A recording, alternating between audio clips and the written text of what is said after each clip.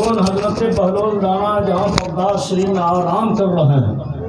کون بغداد شریف کے جہاں پہ امام اعظم ابو حنیفہ بھی ہیں؟ وہ بغداد شریف کے جہاں پہ حضرت امام ابو یوسف بھی ہیں؟ وہ بغداد شریف کے جہاں پہ سری سختی بھی ہیں؟ وہ بغداد شریف کے جہاں پہ حضرت جنید بغدادی بھی ہیں؟ وہ بغداد شریف کے جہاں پہ حضرت معروف ترقی بھی ہے؟ وہ بغداد شریف کے جہاں پہ سلطان الطارقین سیدنا احمد کبیر رفاعی بھی ہیں؟ وہ بغداد شریف کہ جہاں پر غوث اعظم سرکار بھی ہے؟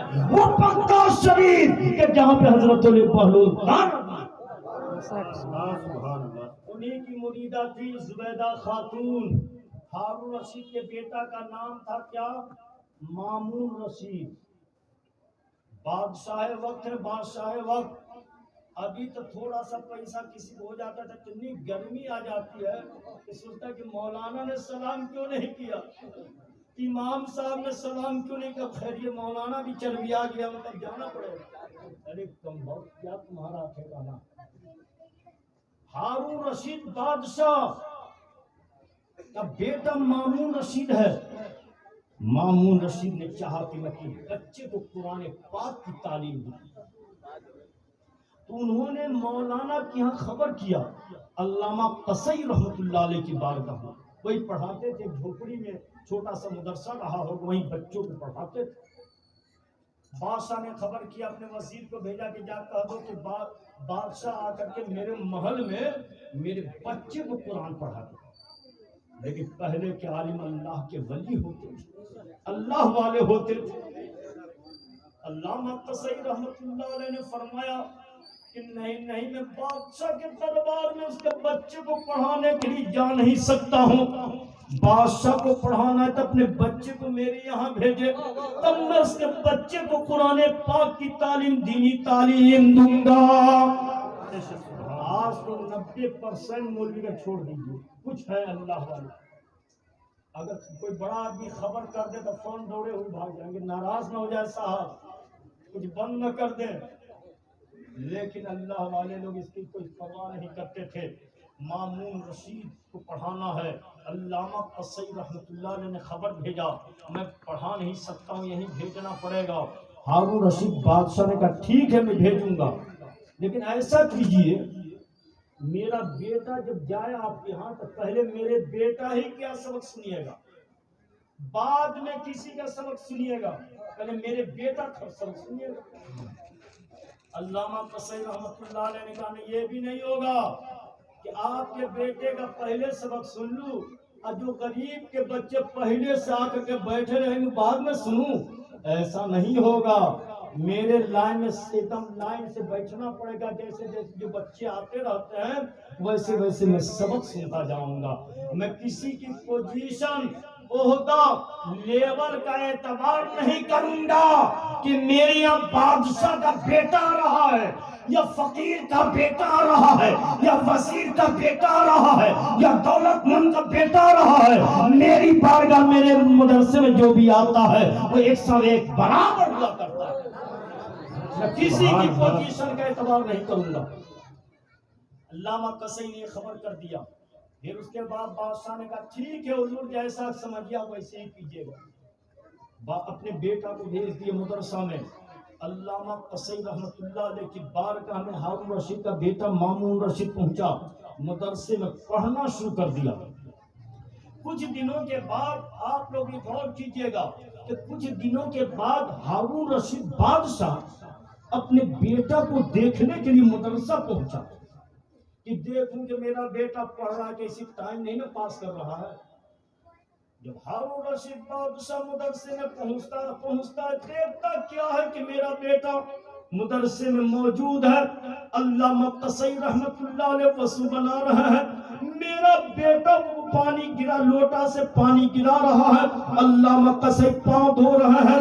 حضرت ہارون رشید بادشاہ نے اپنے بیٹا کو ایک تماچا لگایا، ارشاد فرمایا اے میرے بیٹے، ایک ہاتھ سے استاذ کے پاؤں پر پانی گراؤ اور دوسرے ہاتھ سے استاذ کا پاؤں دھلو۔ لو، تب تم کو علم حاصل ہوگا، تب تو تم کو علم کی اہمیت معلوم ہوگی، تب تم کو علم کی اہمیت معلوم ہوگی۔ سبحان اللہ سبحان اللہ، کیا شان ہے ان اللہ والوں کی، کیا شان ہے۔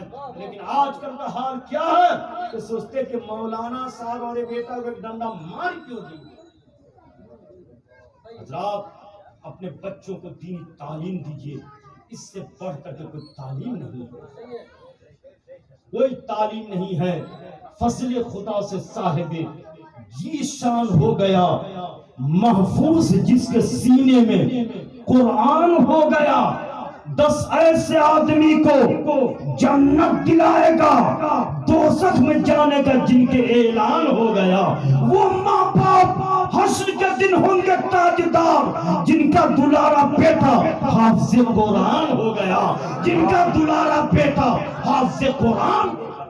نعرہ تکبیر، نعرہ رسالت، جشن عید میلاد النبی۔ سبحان اللہ۔ حضرات دینی ادارہ ہے، آپ لوگ دینی فیکٹری میں خدمت کیجئے، وہی کام دے گا آپ کو۔ آپ کے ساتھ نہ آپ کی بیٹی جائے گی، نہ بیٹا جائے گا، نہ بیوی جائے گی، نہ دولت جائے گی، نہ سرمایہ جائے گا، نہ شہرت، کچھ بھی نہیں، بلکہ آپ نے جو دین کا کام کیا ہے وہی آپ کے ساتھ جائے گا۔ میرے نبی نے یہی اسلام قرآن کو بچانے کے لیے، اب میرے نبی کے نواسے نے اسلام قرآن کے گلشن، اسلام کے گلشن کو بچانے کے لیے سب کچھ لٹا دیا، کہ جس نے حق کربلا میں عطا کر دیا، اپنے نانے کا وعدہ وفا کر دیا، گھر کا گھر سب سپرد خدا کر دیا، اس حسین ابن حیدر پہ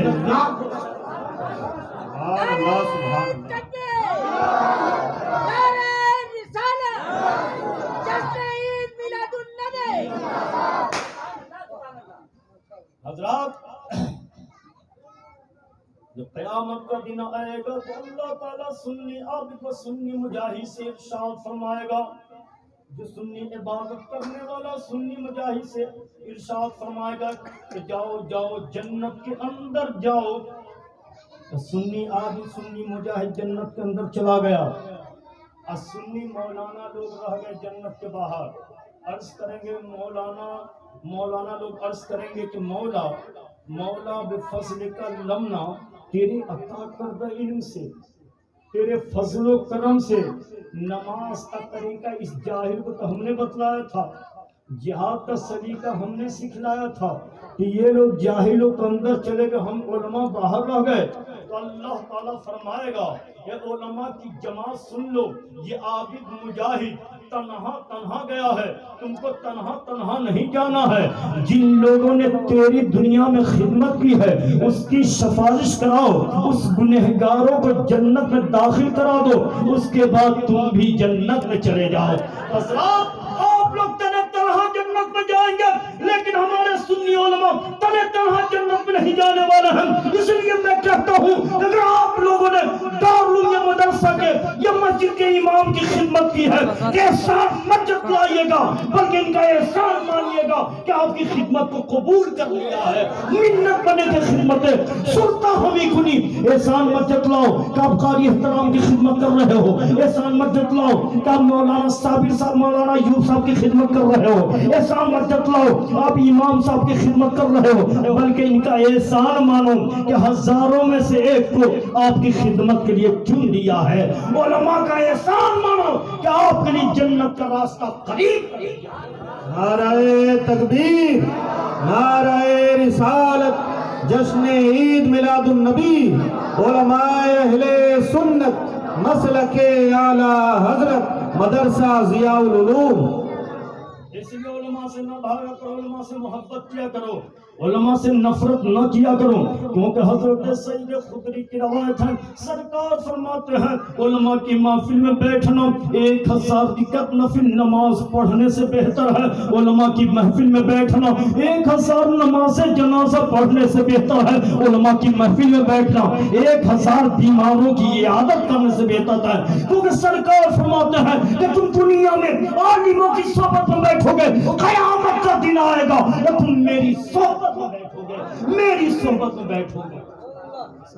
حضرات دیکھیے اسٹیج پر تشریف فرما جنہوں نے اپنی آنکھوں سے زندہ ولی سرکار مفتی اعظم ہند کی زیارت کی.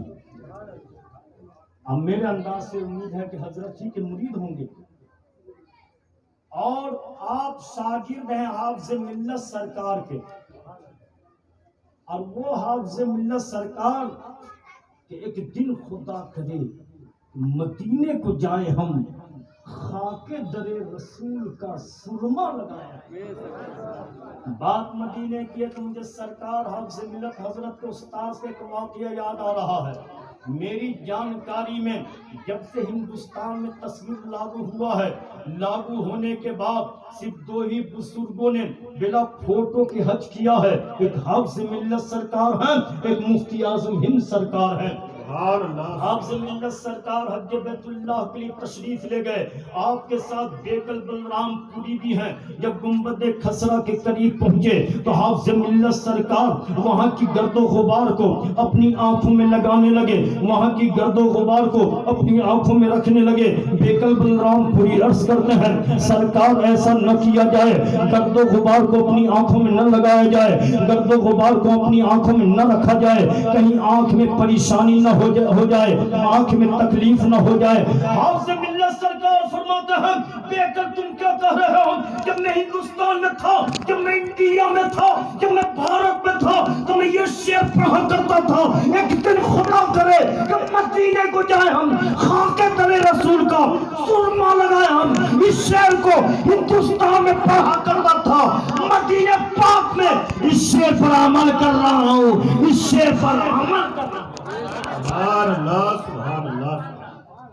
ایسے زندہ ولی کے شاگرد ہیں اور یہ احترام صاحب کہ جس نے پیدا کیے کتنے لال و گوہر، حافظ دین و ملت پہ لاکھوں سلام.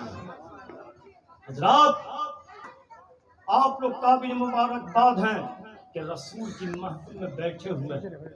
حضرت سیدہ آمنہ فرماتی ہیں خرج منی نور مدالہ قصور الشام، مجھ سے ایک نور نکلا جس کے ذریعے ملک شام کے محلات روشن منور ہو گئے.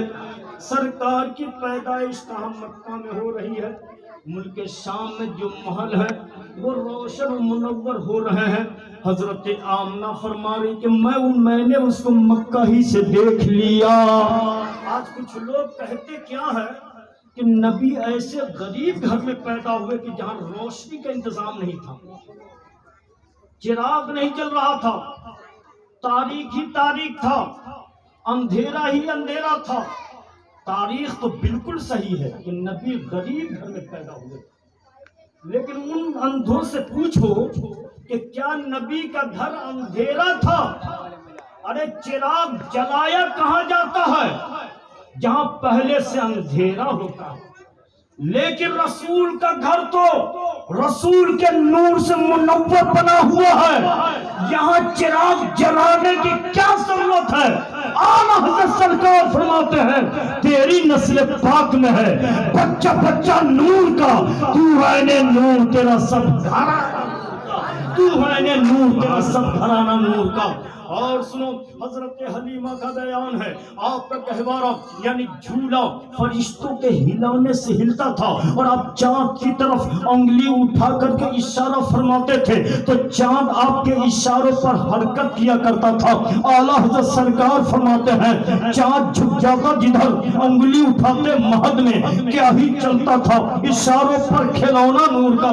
حضرات غور کیجئے کہ اب میرے رسول اسلام کے پیغمبر کا بچپن کا زمانہ ہے، آپ جھولے میں ہیں، فرشتے جھولا جھلا رہے ہیں، جس طرف انگلی کا اشارہ کرتے جا رہے ہیں اس طرف چاند چلتا جا رہا ہے، جھکتا جا رہا ہے. ہم اور آپ خاکی ہیں، ہم اور آپ خاکی ہیں، اس لیے ہم اور آپ اپنے بچوں کو مٹی کا کھلونا دیتے ہیں. اور نبی نور ہے، اس لیے اللہ تعالیٰ نے اپنے محبوب کو نور کا کھلونا عطا کیا ہے، نور کا کھلونا عطا کیا ہے.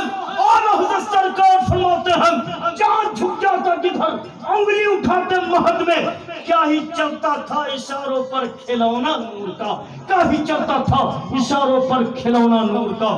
اور سنو یہ درود حضرت عثمان بن العاص کی والدہ مکرمہ فرماتی ہیں جب اسلام کے پیغمبر پیدا ہوئے میں وہاں پر موجود تھی، میں نے کیا دیکھا کہ آسمان کے ستارے بالکل قریب آ رہے ہیں، لگ رہا تھا قریب آ رہے ہیں، لگ یہ رہا تھا کہ مجھ پر ٹوٹ کر کے گر جائیں گے۔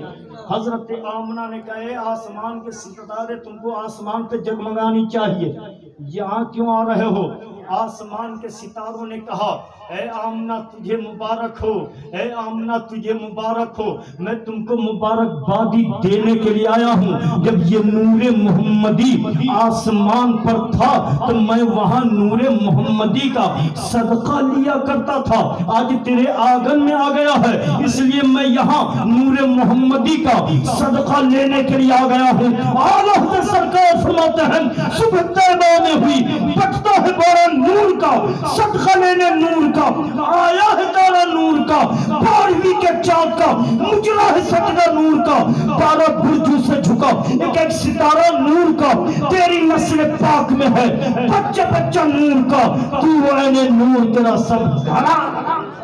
اللہ، نعرہ تکبیر، نعرہ رسالت، جشن عید میلاد النبی، سبحان اللہ سبحان اللہ سبحان اللہ۔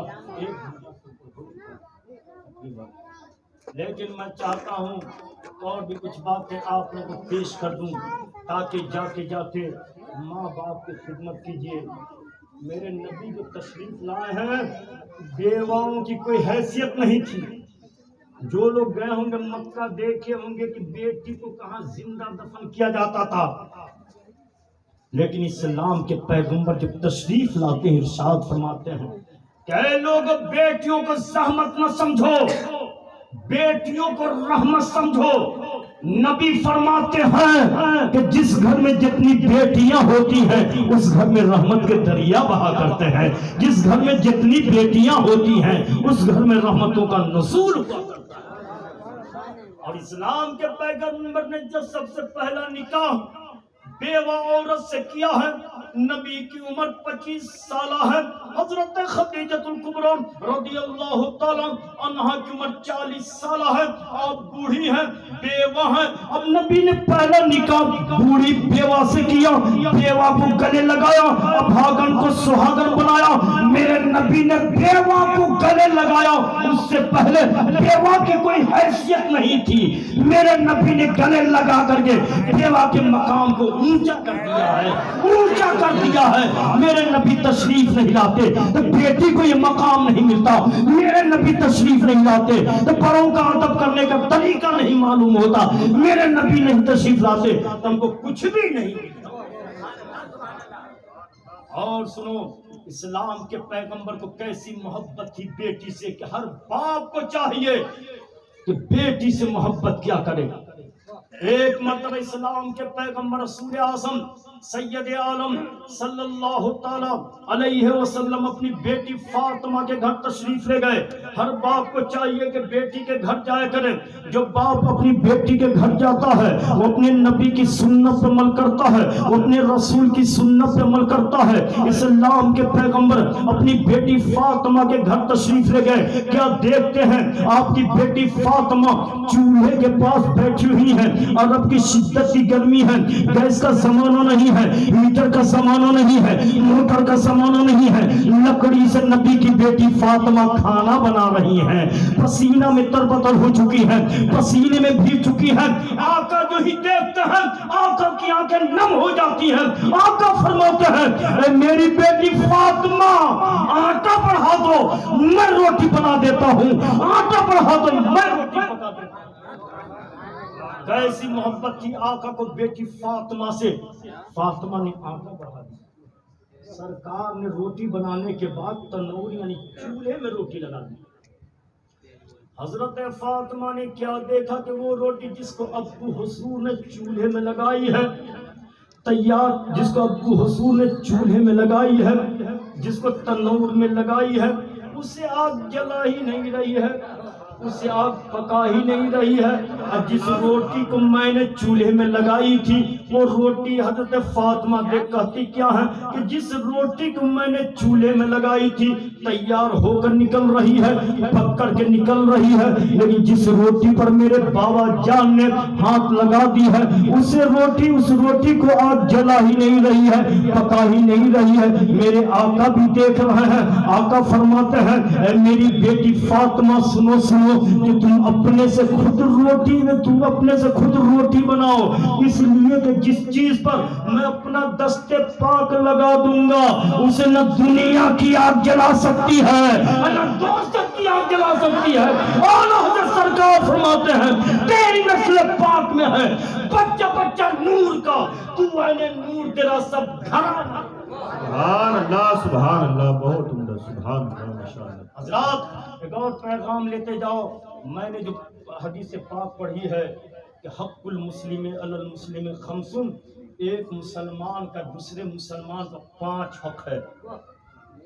انشاءاللہ کل بھی حضرت کی تقریر ہوگی, آپ لوگ آئیے گا سنیے گا. ایک بھی بات پر عمل کر لیا آپ نے, ہو سکتا ہے میری بھی مغفرت کا ذریعہ بن جائے. میں آپ لوگوں کو خوش کرنے کے لیے تقریر نہیں کرتا ہوں بلکہ مدینے والے سرکار کو راضی کرنے کے لیے تقریر کرتا ہوں. میرے آقا راضی ہو گئے وہی میرے لیے کافی ہے. انشاءاللہ لمبی حدیث پاک کل سناؤں گا, آپ لوگ بھی کہیں گے کہ واقعی کیا حدیث پاک سنا ہے. ابھی تو تقریر ٹائم زیادہ ہو چکا ہے اور 1 گھنٹہ سے اوپر تقریر ہو چکی ہے. اس مہینے میں لگاتار حضرت کے کرم سے گاہے بگاہے تقریر ہوتی رہتی ہے. ایک دفعہ کہہ سبحان اللہ. حسن حسین کو جانتے ہیں, واقعہ سنیے گا تو کہہ دیجئے سبحان اللہ. ایک دفعہ دونوں بھائیوں میں ہو گیا اختلاف. یہاں بھی بھائی بہن میں ہوتا ہے اختلاف, تو اگر اختلاف ہو گیا یہاں بھی تو راستہ بند ہو جاتا ہے, کھانا پینا بند ہو جاتا ہے. اگر ایک بھائی اس راستے سے آتا تو دوسرا بھائی یہ راستہ کاٹ کے چل دیتا ہے کہ بھائی کو دیکھنا نہ پڑے. تم کیسے بھائی ہو کہ بھائی کو سے بھاگ رہے ہو. ایک واقعہ سناتا امام حسن حسین کا. حسین کے غلام ہو, ماننے والے ہو, اگر بھائی میں اگر نفرت ہے تو محبت میں بدل جائے, اب اس پر عمل کرنا. ایک دفعہ دونوں بھائیوں میں ہو گیا اختلاف, تو صحابہ کرام گئے امام حسین کی خدمت میں. اب حسین سے کہا کہ چھوٹے ہیں نا, بھیا کو سلام کیجیے اور آپس میں مل لیجیے, یہ لفڑا کیسا. امام حسین فرماتے صحابیوں سچ ہے کہ میں چھوٹا ہوں اور حسن مجھ سے 1 سال کے بڑے ہیں, مگر میں نے نانا جان کا ارشاد گرامی سنا ہے جب 2 بھائیوں میں دنیا میں اختلاف ہو جائے تو جو پہلے سلام کے لیے قدم بڑھائے گا جب قیامت کا دن آئے گا تو پہلے جنت میں وہی جائے گا. میں یہ نہیں چاہتا کہ چھوٹا بھائی پہلے جنت میں جاؤ اور میرا بڑا بھائی بعد میں جائے. جو اتنا سننا تھا. امام حسن بڑے بھائی دوڑے ہوئے آتے ہیں, چھوٹے بھائی کو سلام کرتے ہیں اور چھوٹے بھائی کو سینے سے لگا لیتے ہیں. اس لیے ہمارے سنی بھائیوں, یہ نہ دیکھو چھوٹا کون ہے, یہ نہ دیکھو بڑا کون ہے, بلکہ یہ دیکھو کہ فرمان نبی کیا ہے کون محمد کون خدا. فرمان نہ بدلا جائے گا, بدلے گا زمانہ لاکھ مگر, بدلے گا زمانہ لاکھ مگر قرآن نہ بدلا جائے گا.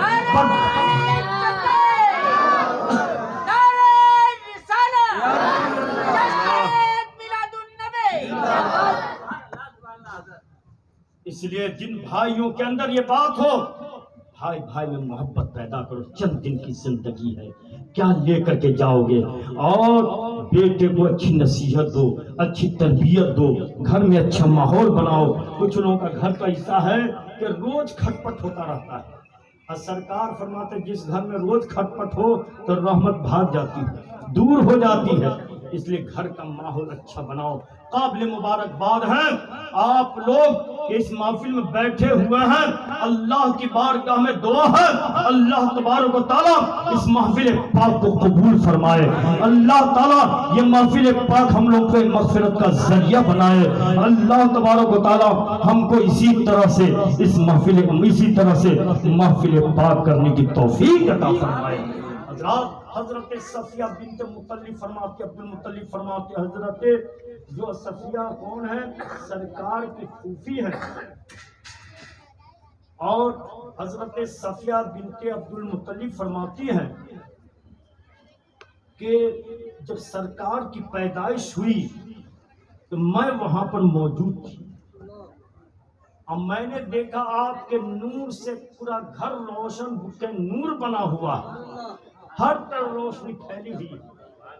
نبی کی پھوپھی کہہ رہے کہ میں وہاں پر موجود تھی آپ کی دایا بن کر کے خدمت کے لیے. حضرت آپ کی پھوپھی فرماتی ہیں کہ میں نے پیدائش کے وقت 10 نشانیوں کو دیکھا.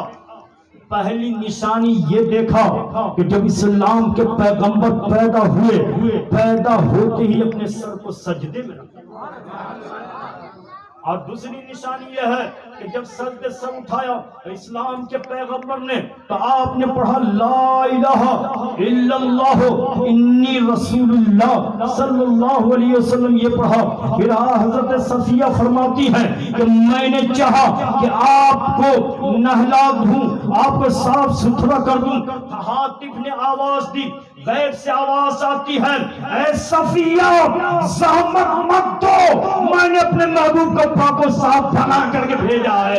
میں نے اپنے محبوب کو دنیا کے تمام بچوں سے بہتر بنا. سبحان اللہ. آپ کی پھوپھی فرماتی ہے کہ میں نے چاہا کہ میں دیکھوں کہ لڑکا ہے کہ لڑکی ہے. آپ ختنہ شدہ پیدا ہوئے ہیں نابریدہ پیدا ہوئے ہیں وہ اسلام کے پیغمبر پیدا ہو رہے ہیں دنیا کے تمام بچوں سے بے مثل و بے مثال بن کر کے پیدا ہو رہے ہیں. آپ کی پھوپھی فرماتی ہیں کہ میں نے چاہا کہ آپ ایک کپڑے میں لپیٹ دوں تو میں نے کیا دیکھا کہ آپ کی پشت پاک پر مہر نبوت کے نشان کو دیکھا. دونوں کندھے کے مابین میں نے دیکھا لا الہ الا اللہ محمد رسول اللہ لکھا ہوا دیکھا. وہ اسلام کے پیغمبر جن کی زندگی کا بچپن بے مثال ہے جن کی جوانی بے مثال ہے جن کا بڑھاپا بے مثال ہے جن کا چلنا بے مثال ہے جن کی جوانی بے مثال ہے جن کا سونا بے مثال ہے جن کی ہر ادا بے مثال ہے جن کی ہر ادا بے مثال ہے. اور سرور کہوں کہ مالکو مولا کہوں تجھے باغ خلیل کا گل زیبا کہوں. سبحان اللہ سبحان اللہ. رب کی بارگاہ میں دعا ہے اللہ تبارک و تعالیٰ اس محفل کو قبول فرمائے. تمامی بھائی کو سلامت رکھے. مدرسہ ضیاء العلوم کا خیال رکھنا ہمارے حضرت کا بھی خیال رکھنا اور مدرسے میں دام دن میں قدم سکھ میں مدد کرنا. لیکن آج کا حال کیا ہے کہ حضرت امام مالک مدینہ شریف میں حدیث رسول کا درس دے رہے تھے. ایک بچھو اندر گھس گیا 17 مرتبہ ڈنک مارا لیکن آپ نے اف تک نہ کیا کہ حدیث رسول کی توہین نہ ہو جائے. لیکن آج کا حال کیا کہ مسجد میں جاتے ہیں تب اتنا کھجلاتے ہیں کہ پھر ان کی نماز تو جاتی ہے دوسرے بازو والے کی بھی نماز چلی جاتی ہے. ایسا مت کرو کہ دیکھو کتنا احترام کرتے تھے. وہی رسول کے گھر کے درس کو قرآن رسول لے کر کے آئے ہیں. قرآن کی تعلیم ہوگی رسول کے گھر کی تعلیم ہوگی اور حدیث کی تعلیم ہوگی اس مدرسے میں. آپ لوگ مدرسے کی مدد کرو خدمت کرو. اللہ تعالیٰ آپ کی خدمت کو قبول فرمائے. حضرات مجھ سے بولنے میں شرعی اعتبار سے کوئی قابل گرفت لفظ نکل گئے ہوں میں اسے توبہ کرتا ہوں پڑھتا ہوں استغفر اللہ ربی من کل ذنب واتوب الیہ. اور یہ سارے لوگ کلمہ شریف لا الہ الا اللہ محمد رسول اللہ صلی اللہ تعالی علیہ وسلم وما علینا الا البلاغ. السلام علیکم.